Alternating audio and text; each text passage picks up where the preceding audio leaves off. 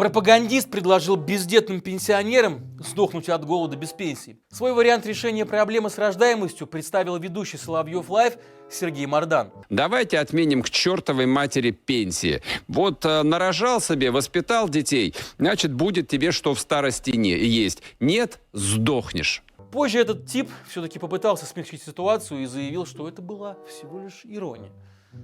Поверим?